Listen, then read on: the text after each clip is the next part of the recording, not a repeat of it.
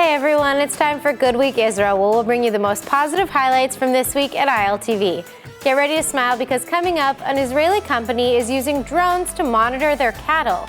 An Orthodox Jewish wedding takes place in Dubai for the very first time, and Israel and the UAE are now teaming up to save the Hubaras. Drones are being used in Israeli agriculture for several purposes, this time for livestock. Take a look at how unmanned aircrafts are herding cows in Israel's north. The barking of dogs has been replaced by buzzing motors at this cow ranch in Israel. Amid the global pandemic, they have resorted to drones to herd their livestock. We call it click and herd, or moving or herding in 3 clicks.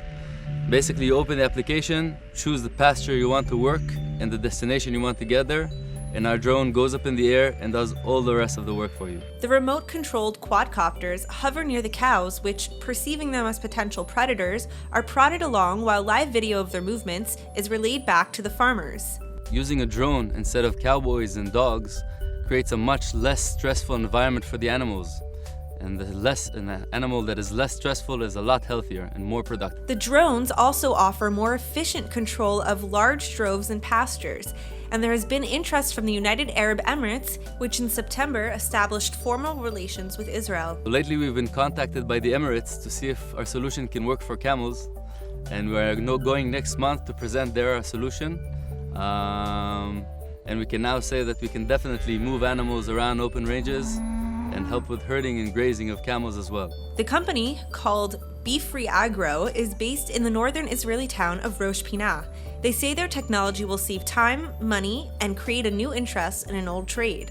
And we're giving them a tool that will bring this next generation back into this industry, that will make this a more profitable and a more sustainable way of life. Chana Rifkin, ILTV. Next, ILTV visited a park that's aimed to revive the way Israeli ancestors were living during the biblical times. Take a look.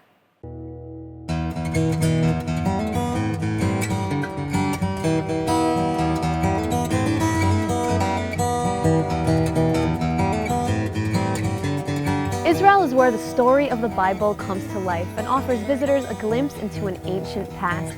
And today we're here at a beautiful park which honors this heritage. A visit to the Neot Kedumim Nature Reserve lets you experience a sense of what our forefathers went through on this very same land. Here is where the recreation of man's interaction with nature way back in biblical times unfolds in all its depth.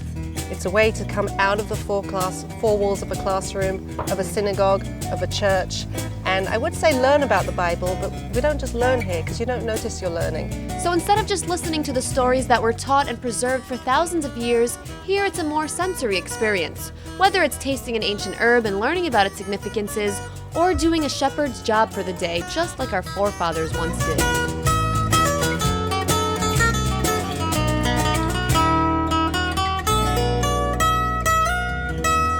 What were some of the things that needed to be done in order to make this park look biblical? It had to be created from scratch. Before the park existed, if you look at those hillsides in the distance, that is how barren this park was. Yeah. Only after thousands of tons of soil was brought into the park and extensive agricultural work took place did it all spring back to life, eventually becoming the lush green park it is today. The group that everybody knows most is what we call the 7 species. Wheat, barley, figs, pomegranates, dates, olives, and grapes. They were the 7 species that were described to the children of Israel when they were wandering the desert. And they were kind of, they wanted to know what it was going to be when they got here. So those 7 were the first that we planted. Right here we have wild barley. Now, barley was used a lot in ancient times, right? This was the basic food. Nowadays we use wheat because the barley grain, it's hard to separate the skin from the grain. Israel's climate yields some beautiful and healthy plants. And although some varieties are seasonal, there's always something in bloom. We're not getting much of this in blossom now, so you've got to try this. This is wild mustard. Mustard was mentioned in the Bible? Oh, well, it's actually not mentioned in the Bible, but it's mentioned in the New Testament. But if you dare to eat the flower, you get a really good tang in your mouth. Does It does smell like mustard. Who knew that a tiny little flower could give off such a strong smell? It's got a good and taste. Good bite to it. Takes a few seconds for it to come through. Wow. Yeah. I kind of like it. You see your face like scrumpling up a little bit? A few seconds later, you really get that spicy flavor. And it's kind of got a much sharper tang than what you actually buy in the supermarket. This is wild hyssop, which is very topical this time of year because one of the main places it's recognized in the Bible is it was used the night before the children of Israel left Egypt.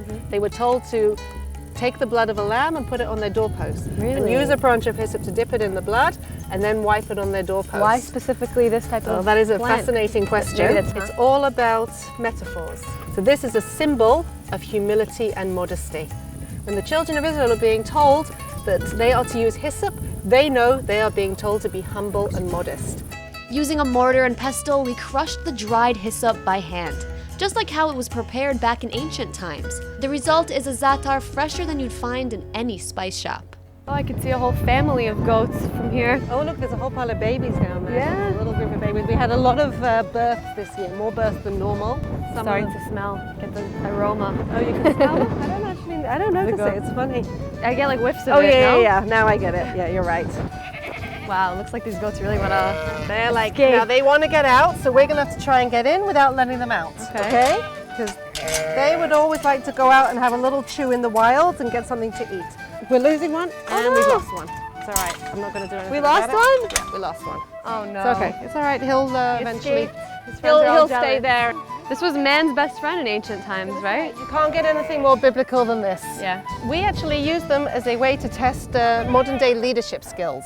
Who were our leaders of ancient times? The shepherds. Moses, David, Abraham. They were the traditional leaders and they were chosen to be leaders because of their shepherding skills. Here's a bunch of sheep and goats. We want you to herd them. How? We want you to, how? You want to know the secret?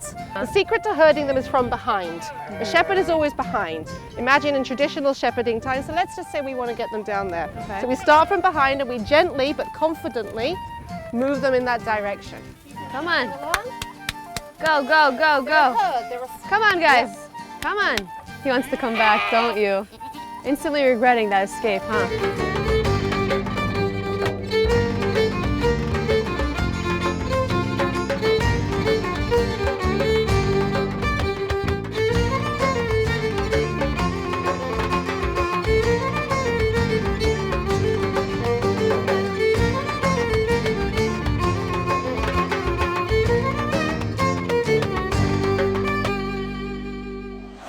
Gefilte fish is a traditional dish enjoyed by Ashkenazi Jews on Shabbat and Jewish holidays. But why not give it a little upgrade? Kosher.com transforms basic gefilte fish into a gourmet masterpiece. Watch this. Today I want to make for you something different. Moroccan-style gefilte fish. Actually, you know what? Forget about that. Hungarian-style, Moroccan-style gefilte fish. My name is Yossi Weiss, and I have lots of passions. I love to cook, feed, cycle, and give back to the community. At age 23, I settled in Lakewood, New Jersey, and opened my first restaurant, a Shabbos takeout. These days, I'm focused on my new concept, gourmet fast food, the foodie's future of fast food. And like our slogan says, not fast food, good food fast. Shabbos is really special to me. Follow me along as I cook up a store. Welcome to my show, Shabbos with Yossi. Always start with some extra virgin olive oil. I like to put a nice amount of olive oil. There you go. Let that heat up. While that heats up, I'm going to chop up some leek.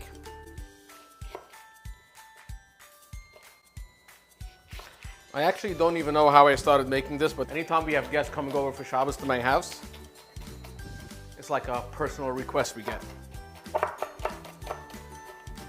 So I decided I want to share this with kosher.com. Let's go. I'm going to continue with celery.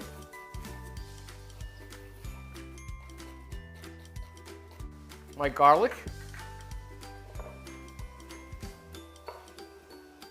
Starting to smell so good over here.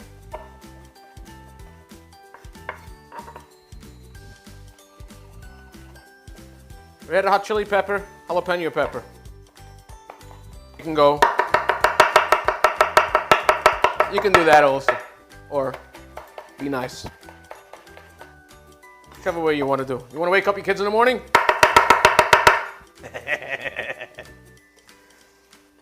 And they're like, hey, what's going on All right, all right, all right. Red pepper, a half a red pepper. We'll dice that up as well. Next is my mushrooms. I like to use the baby bella mushrooms for this dish. Then I'll go with my mushrooms. Fresh tomato.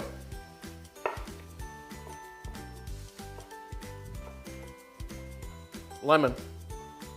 Fresh lemon.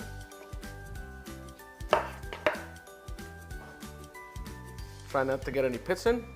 Right into my hands. If you have a lemon squeezer, go for it. Some tomato sauce.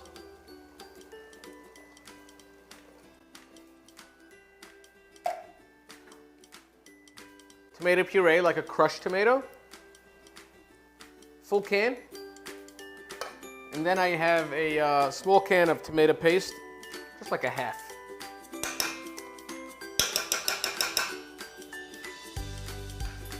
Here come my spices. I'm gonna add some salt. Some black pepper.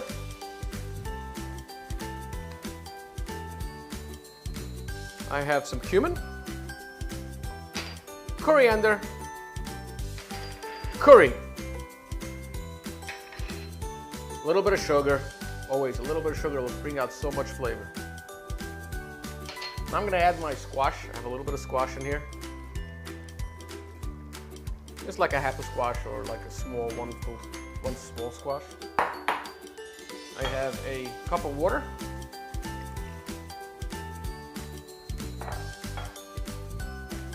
Quick stir. Quick mix.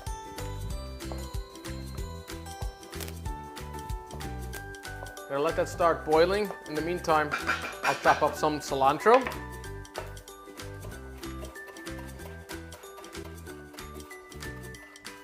A little shot enough. Not sweet, not too dry.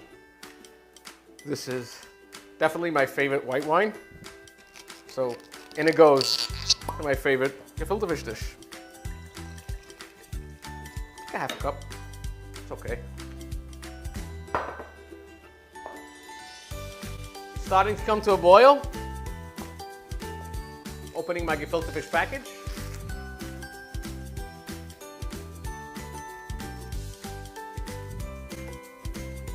To the pot.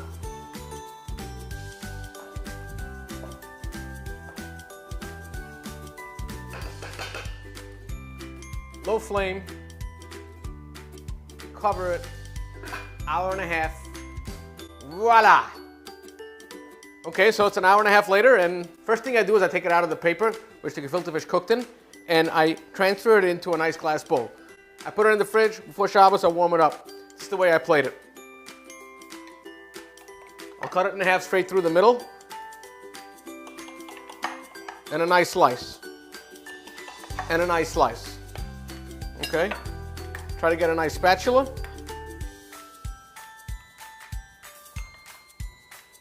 Beautiful. Look at that. Okay. A little bit of sauce. Not a little bit, a lot.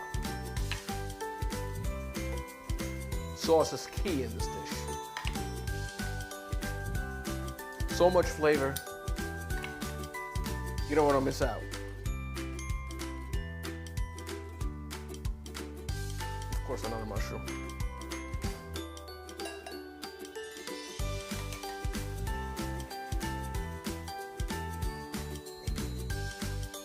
How about that?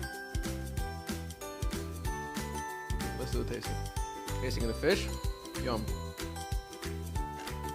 Let's do this.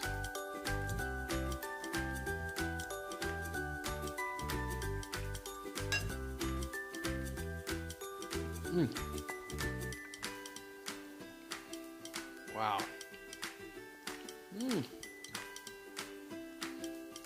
All these flavors coming together.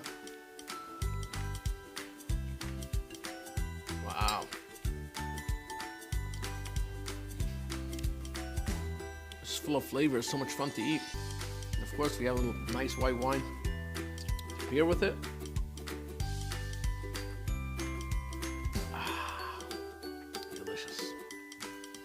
L'chaim, Good Shabbos, and Shabbat Shalom.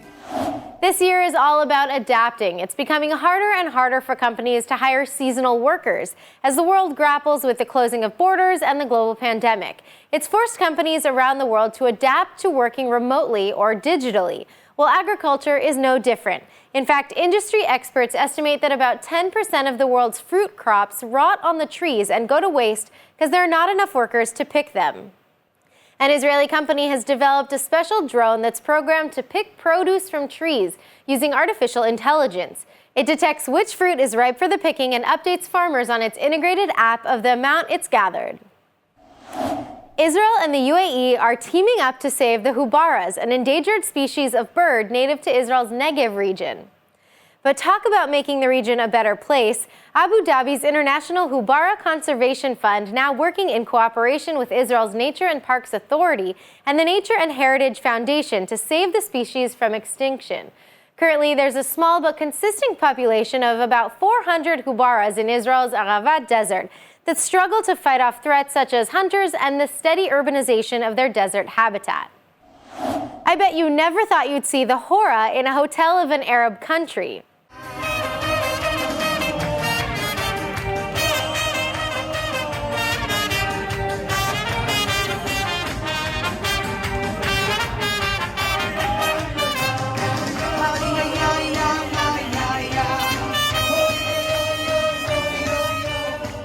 The United Arab Emirates hosted its first Orthodox Jewish wedding in Dubai since its normalization deal with Israel. With around 150 guests, mostly from Israel, but also including curious tourists, the event took place at the Park Hyatt Hotel Dubai.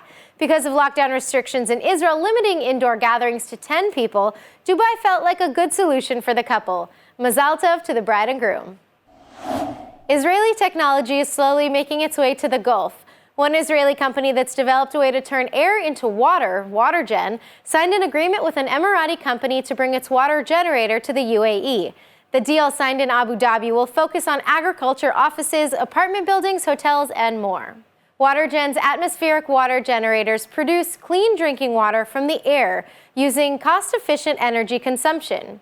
High temperatures and humidity of the Emiratis' air are ideal conditions for Watergen's large-scale devices, which can produce up to 5,000 liters of clean drinking water per day.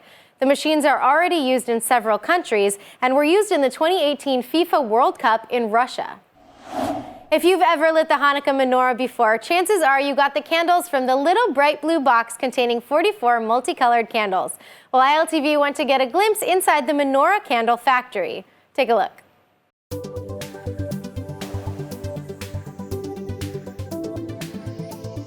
On the Festival of Lights, Jews from all around the world gather around to light the menorah. But it's here in Israel where the most popular brand of Hanukkah candles are manufactured.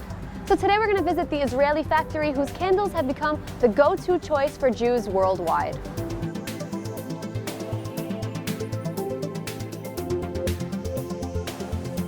The Menorah Candle Company is one of the oldest businesses in Israel and is today the sole exporter of millions of candles worldwide. So this is the box, the famous box that's seen around the world. The bright blue box contains 44 multicolored Hanukkah candles and are carried by many kosher supermarkets around the world. How long does it take for you to prepare for the holiday of Hanukkah? Yeah, we Because start. the demand is really high, right? It's almost a whole year.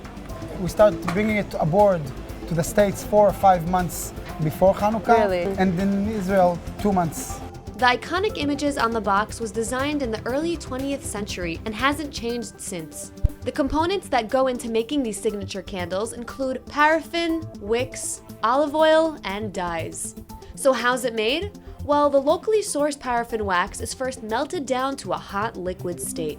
Large machines then spray a fine mist of liquid wax onto a cold rotating wheel, and the difference in temperatures hardens the wax quickly.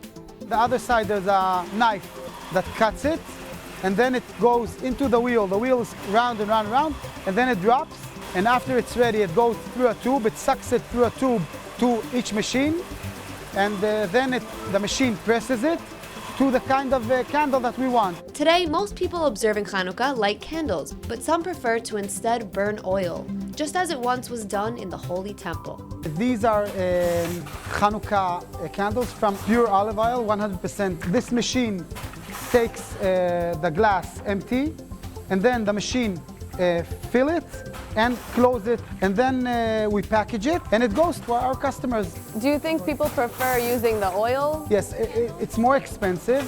The raw material is about 8 times higher, olive oil instead of paraffin wax. They just take it and put it in the Chanukiah. It's easier, no mess. Yeah. The factory has been active since the year of 1939, and then was bought out years later by Holocaust survivor Yisrael Shiner. When he was a young kid, he was in Poland in the Second World War. He was 3 years under the ground, hiding from the Nazis, and the family was living there for almost 3 years. When Yisrael turned 65 years old, he made Aliyah, and the first thing he did was purchase the menorah candle factory and decided to move it to the city of Sderot. That was the idea, to bring jobs to persons who not work in Tel Aviv and Jerusalem in Sderot. And just 6 years ago, Ilan purchased the factory from Israel and has expanded the factory's offerings to include Shabbat, Memorial, and Havdalah candles as well. So the candles are sold worldwide, but the materials are all from the Holy Land. Yes, most of the materials are from here. It must be nice. You're helping a lot of Jews from around the world fulfill the mitzvah of Hanukkah. It's not easy to have a factory in Israel with all of the competition from China and everything, but we do the best we can, and we're producing in Israel and Sderot, and we're working very hard, and we are very proud what we're doing.